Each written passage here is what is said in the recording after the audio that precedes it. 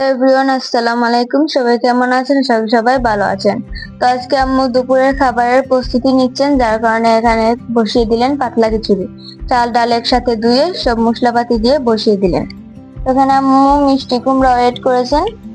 তো দেন বসানোর পর কিছু সময় ঘুরে রেখে দিলেন। এখন উঠানোর পর দেখেন চালটা অনেকটা ফুটে এসেছে। তারপরে এর উপর থেকে 2টা মরিচ ভেঙে দিয়ে দিলেন। এবার এগুলোকে গুটে নিলেন। গোটা হয়ে গেলে এখন আরেকবার কিছু সময় লাড়ার পর এখন এতে পানি দিয়ে দিলেন। পানি দেওয়ার পর এগুলো আর কিছু সময় লেড়ে রেখে দিলেন। তারপর অন্যদিকে একটা কড়াই বসিয়ে এখানে দিয়ে দিলেন অল্প পরিমাণে রসুন কুচি। রসুন কুচি গুলো দেওয়ার পর কিছু সময় নাড়ার পরে দিয়ে দিলেন পেঁয়াজ কুচি। পেঁয়াজ কুচি দিয়ে আরো কিছু সময় নেড়ে নিলেন। তো এগুলোকে একটু লাল লাল করে ভেজে নিলেন।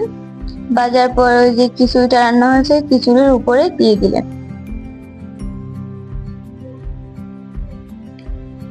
উপরে দেওয়ার পর কিছু সময় নেড়ে পেঁয়াজ আর রসুন ভাজাগুলো খিচুড়ির সাথে এড করে নিলেন।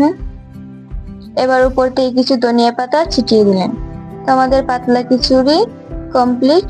এখন একটা কড়াই বসিয়ে দিলেন এবং কড়াইতে তেল দিয়ে এবার দিয়ে দিলেন কিছু পেঁয়াজ কুচি। পেঁয়াজ কুচিগুলো দেওয়ার পর দিয়ে দিলেন কাঁচামরিচ। কাঁচামরিচ দেওয়ার পর কিছু সময় নাড়ার পর এখন দিয়ে দিলেন হলুদ আর লবণ। তো এগুলো আবার কিছু সময় নাড়ার পর দিয়ে দিলেন এখন মিষ্টি কুমড়া কেটে রেখেছিলেন ওগুলো। তো এখানে আম্মু মিষ্টি কুমড়া ভাজি করছিলেন, যার কারণে মিষ্টি কুমড়া আর মশলাগুলো একসাথে নাড়ার পর কিছু সময় ঘুরে রেখে দিলেন। দেন আমাদের মিষ্টি কুমড়া রান্না হয়ে গেছে। এখন আর কিছু সময় নাড়াচাড়া করে রেখে। তো দেখেন আমাদের মিষ্টি কুমড়া ভাজি দেখতে কতটা সুন্দর লাগছে। দেন এবার উপর থেকে কিছু ধনিয়া পাতা ছিটিয়ে দিলেন। ধনিয়া পাতাগুলো দেওয়ার পর আর কিছু সময় নেড়ে নিলেন। তারপর এগুলোকে বাটিতে নামিয়ে নিলেন। বাটিতে নামানোর পর দেখুন কত সুন্দর লাগছে। দেন এবার আরেকটা কড়াই বসিয়ে দিলেন। বসানোর পর এখানে দিয়ে দিলেন তেল। তেল দেওয়ার পর দিয়ে দিলেন পেঁয়াজ কুচি। পেঁয়াজ কুচিগুলো দেওয়ার পর কিছু সময় নেড়ে নিলেন।